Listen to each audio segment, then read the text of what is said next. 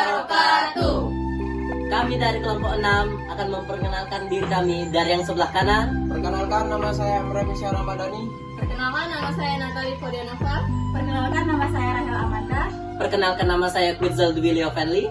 Perkenalkan, nama saya Maudi Cantika. Perkenalkan, nama saya Sri Andini. Perkenalkan, nama saya Aditya Saputra. Assalamualaikum warahmatullahi wabarakatuh. Perkenalkan, nama saya Quetzal Duwili Ofenli. Di sini saya akan menjelaskan sedikit tentang peristiwa Bandung Lautan Api. Pada Maret tahun 1946, Bandung telah terbagi menjadi dua, di mana tentara sekutu menguasai kota Bandung bagian utara, sementara bagian selatan dikuasai oleh tentara Republik Indonesia. Karena peringatan-peringatan sebelumnya tidak pernah digubris, pada 22 Maret 1946, Panglima Tertinggi AFNI di Jakarta, Letnan Jenderal Montagu Stopford, kembali melontarkan ultimatum. Ultimatum yang memicu Bandung Lautan Api tersebut disampaikan kepada Sultan Syahrir selaku Perdana Menteri Republik Indonesia agar militer Indonesia segera meninggalkan Bandung Selatan sampai radius 11 km dari pusat kota. Peristiwa tragedi Bandung Lautan Api dipicu oleh tindakan sekutu yang berusaha menguasai kota Bandung. Ketika pihak sekutu mengeluarkan perintah agar rakyat meletakkan senjata dan mengosongkan wilayah Bandung, rakyat tidak takut. Mereka justru menyerang pos-pos sekutu di sekitar wilayah Bandung. Hari berikutnya, sekutu kembali mengumumkan hanya pemerintah sipil, polisi, dan penduduk sipil yang diperbolehkan tinggal. Peringatan tersebut harus dipenuhi paling lambat pada tengah malam tanggal 24 Maret 1946. Tuntutan itu disetujui pemerintah Republik Indonesia di Jakarta. Padahal markas besar di Yogyakarta memerintahkan TNI untuk mempertahankan setiap jengkal tanah Bandung. TNI dan masyarakat Bandung memang patuh untuk mundur ke selatan, tetapi membumi menghanguskan kota Bandung agar pihak musuh tidak dapat memanfaatkan kota mereka. Pada peristiwa Bandung Lautan Api ini, terdapat beberapa dampak positif dan dampak negatif. Dampak positifnya yaitu dapat menguatkan persatuan dan kesatuan, meningkatkan kesadaran nasionalisme dan politik, meningkatkan semangat juang, dan mendapatkan pengakuan internasional. Dampak negatifnya yaitu pihak sekutu mengalami kerugian materi, dan masyarakat Indonesia mengalami kerugian besar. Dan beberapa tokoh-tokoh yang terlibat pada peristiwa Bandung Lautan Api ini yaitu Kolonel Abdul Haris Nasution, Muhammad Toha, Sultan Syahrir, Aceh Bastaman, Mayor Rukana, dan Ismail Marzuki. Terima kasih, itulah tadi penjelasan singkat dari saya tentang peristiwa Bandung Lautan Api, dan peristiwa selanjutnya akan dijelaskan oleh teman saya. Assalamualaikum warahmatullahi wabarakatuh. Perkenalkan, nama saya Maudi Cantika dari kelompok 6. Di sini saya akan menjelaskan secara singkat mengenai pertempuran Surabaya. Awal mula pertempuran Surabaya berawal dari insiden penyobekan bendera di Hotel Yamato. Insiden ini melibatkan pemuda Surabaya dengan pihak Belanda yang menjadi bekas tawanan Perang Jepang. Awal mula insiden ini terjadi ketika orang Belanda mengibarkan bendera Belanda di atas Hotel Yamato. Kejadian tersebut membuat pemuda Surabaya marah, dan pemuda Surabaya mencoba menurunkan dengan cara memanjat dinding hotel. Mereka merobek bendera biru Belanda sehingga yang tersisa hanya warna merah dan putih. Dan awal mula pertempuran Surabaya juga adanya kedatangan pasukan sekutu pada tanggal 25 Oktober 1945 yang tergabung dalam AFNI atau Elite Force Nederland East Indies. Kedatangan pasukan AFNI tersebut ke Surabaya tepatnya di Tanjung Perak, dipimpin oleh seorang jenderal yang bernama Brigadir Jenderal AWS Malabi yang kemudian membuat sebuah pos pertahanan di 8 tempat. Terjadi pada 27 Oktober sampai 20 November 1945 di Surabaya, dan tanggal 10 November menjadi puncaknya. Awalnya pasukan sekutu datang untuk mengamankan para tawanan perang, melucuti senjata Jepang, dan menjaga ketertiban di berbagai daerah di Indonesia, termasuk Surabaya. Namun pada tanggal 27 Oktober 1945, pasukan sekutu memutuskan menyerbu penjara dan membebaskan para tawanan perwira sekutu yang ditahan oleh Indonesia. Pasukan sekutu mulai mendirikan pertahanan di tempat-tempat penting seperti lapangan terbang, kantor radio, gedung internasional, dan pusat kereta api. Tidak hanya itu, mereka menyebarkan selembaran yang berisi imbauan agar masyarakat Surabaya segera menyerahkan senjata. Kondisi ini semakin mendorong rakyat Surabaya untuk melakukan perlawanan terhadap sekutu. Pada tanggal 28 Oktober 1945, pasukan Indonesia yang dipimpin oleh Bung Tomo mulai menyerang pos-pos pertahanan milik Sekutu. Dilanjutkan pada tanggal 31 Oktober 1945, Brigadir Jenderal A.W.S. Malabi tewas di tangan pejuang Indonesia dan sontak menyulut kemarahan Sekutu dan mereka memberi ultimatum agar rakyat Surabaya segera menyerah. Namun, rakyat Surabaya tidak gentar dan tetap melakukan perlawanan. Puncak pertempuran Surabaya terjadi pada 10 November 1945 ketika pasukan Sekutu menyerang kota Surabaya. Pada tanggal 27 Oktober 1945, Inggris menyebarkan pamflet yang berisi ancaman kepada rakyat Surabaya agar menyerahkan senjata yang dirampas dari Jepang. Pada tanggal 9 November 1945, pihak AFNI mengeluarkan ultimatum yang melecehkan martabat rakyat Indonesia. Isi ultimatum yaitu sebagai berikut. 1. Pihak AFNI menuntut balas atas kematian Jenderal Malabi yang menjadi tanggung jawab rakyat Surabaya. 2. Menginstruksikan unsur pimpinan pemerintah, pemuda, keamanan, dan masyarakat untuk melapor, menyerahkan senjata, dan meletakkan tangan di atas kepala dan menandatangani penyerahan tanpa syarat. Dan ultimatum tersebut juga berisi ancaman dari Sekutu akan menggempur Surabaya dari darat, laut, udara apabila rakyat Surabaya tidak menjalankan instruksi sampai batas waktu yang ditentukan. 10 November 1945 pukul 6 waktu Indonesia Barat. Pada tanggal 10 November 1945 suasana di Surabaya menjadi hening sebab dibondong peluru dari darat, laut, dan udara. Rakyat Surabaya berhasil mempertahankan Surabaya selama 3 minggu walaupun menggunakan senjata yang sangat sederhana. Tokoh-tokoh yang terlibat dalam pertempuran Surabaya adalah Bung Tomo, Gubernur Suryo, Kiai Haji Hashim Asy'ari, Haji Raden Muhammad Mangundiprojo, Majen Mustopo, Majen Sungkono, Abdul Wahab Saleh. Sedangkan tokoh Sekutu yang terlibat dalam pertempuran Surabaya adalah Aubertin Walbert, Souther Malabi, dan Jenderal Eric Carden Robert Manchard. Dampak pertempuran Surabaya banyak memakan korban jiwa. 20.000 rakyat Surabaya menjadi korban, sebagian besar warga sipil. Diperkirakan 150.000 orang terpaksa meninggalkan kota Surabaya dan tercatat sekitar 1.600 orang prajurit Inggris tewas, hilang, luka-luka, dan puluhan alat rusak dan hancur. Pertempuran Surabaya merupakan peristiwa sejarah perang antara pihak tentara Indonesia dan pasukan Britania Raya. Peristiwa besar ini terjadi pada tanggal 10 November 1945 di kota Surabaya, Jawa Timur. Pertempuran ini adalah perang pertama pasukan Indonesia dengan pasukan asing setelah proklamasi kemerdekaan Indonesia, dan salah satu pertempuran terbesar dan terberat dalam sejarah revolusi nasional yang menjadi simbol nasional atas perlawanan Indonesia terhadap kolonialisme. Assalamualaikum warahmatullahi wabarakatuh. Perkenalkan, nama saya Sri Andini, saya dari kelas 12-2. Di sini saya akan menjelaskan materi tentang Puputan Margarana. Puputan Margarana adalah sebuah peristiwa sejarah perjuangan rakyat Indonesia dalam mempertahankan kemerdekaan yang terjadi di Desa Marga, Kecamatan Margarana, Tabanan, Bali.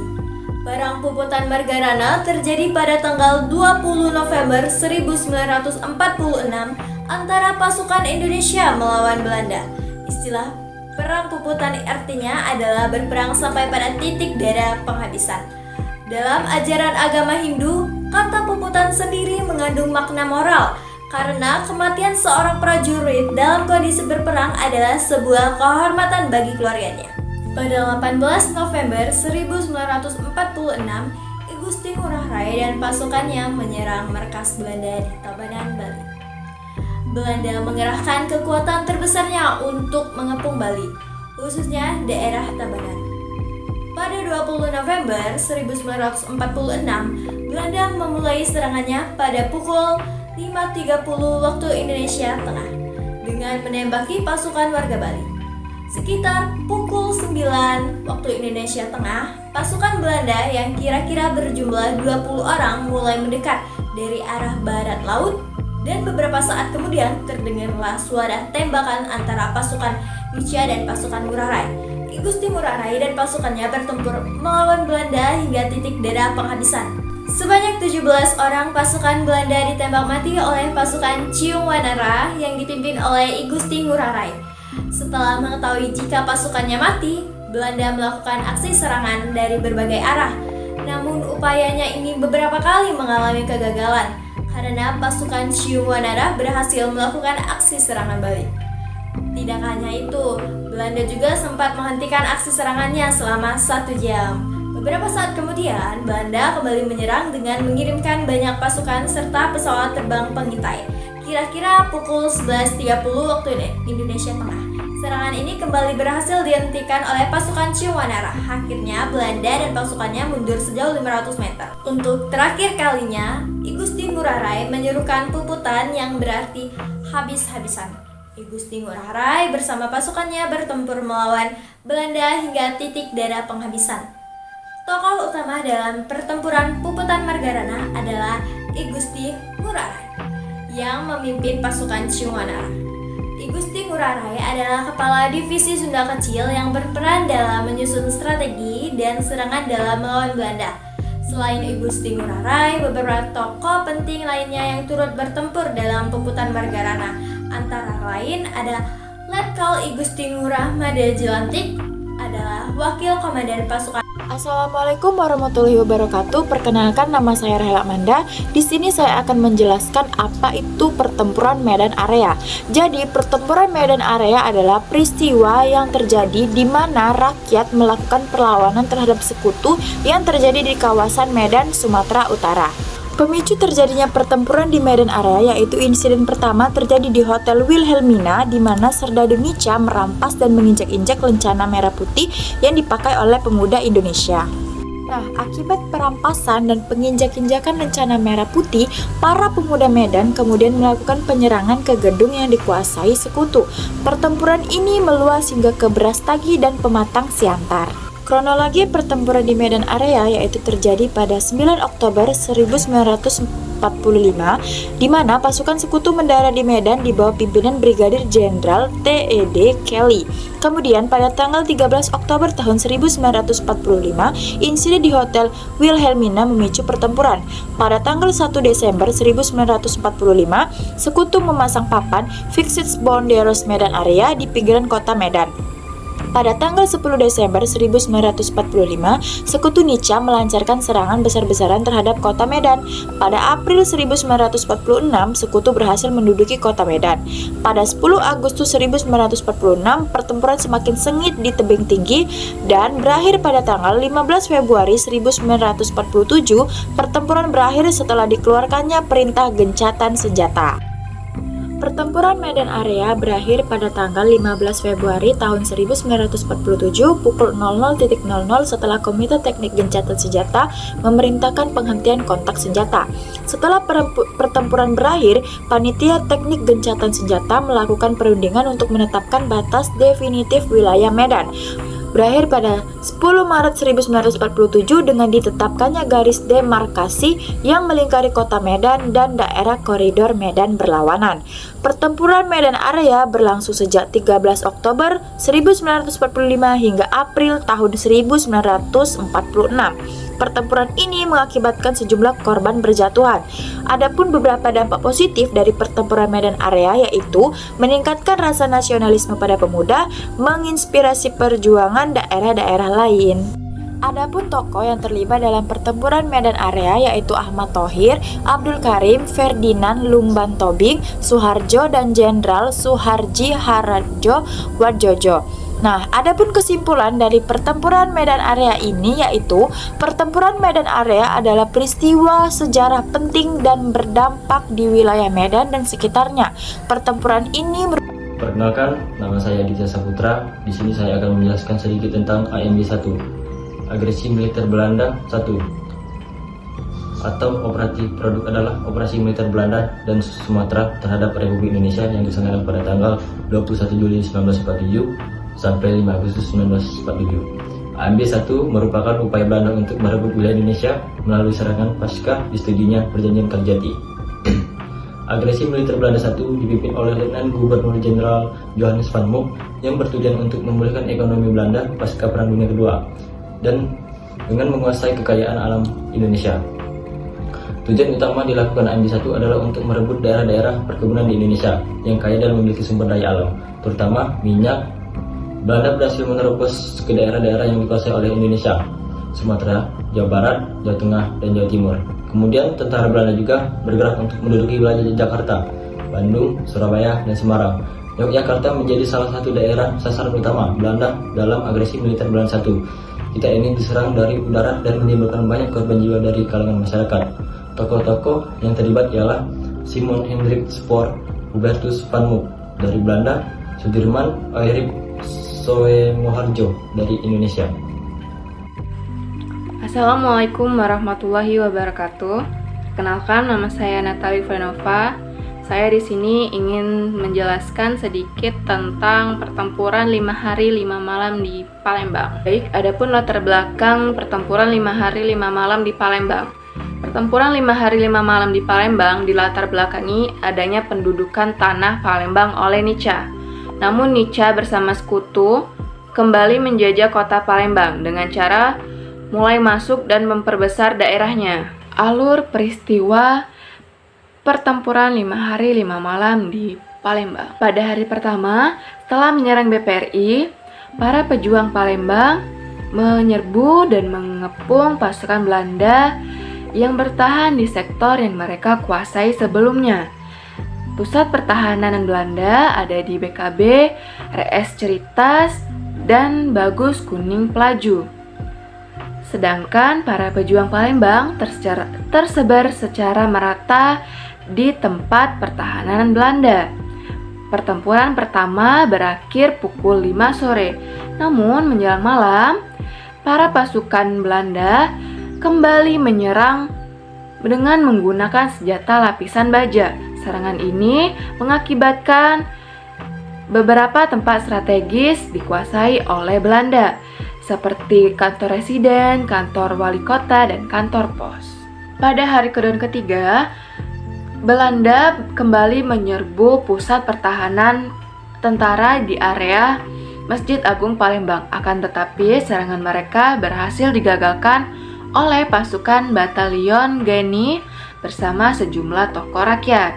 Sementara itu, dari arah Talang Betutu, pasukan Belanda yang hendak bergabung ke dalam Masjid Agung berhasil disergap oleh para pejuang Palembang, dipimpin oleh Letu Wahid Ludin. Pada hari keempat, bala bantuan untuk para pejuang Palembang tiba dari Lampung, dipimpin Komando Mayor Nurdin Panji dan Letjen Harun Sohar.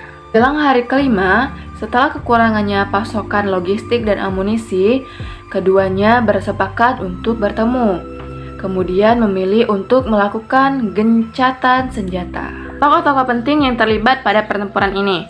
Yang pertama ada Kolonel Maludin Simbolon, yang kedua ada Letkol Bambang Utoyo, yang ketiga Mayor Rashid Nawawi, dan yang terakhir ada Kapten Alamsyah. Dampak dari pertempuran ini adalah dihapuskannya sistem pemerintahan kesultanan menjadi keresidenan. Akhir peristiwa pertempuran 5 hari 5 malam di Palembang, pada tanggal 5 Januari 1947, adanya perintah penghentian tembak-menembak dari Panglima Divisi Garuda II Bambang Utoyo dan Gubernur Sumatera Selatan, Dr. A.K. Gani.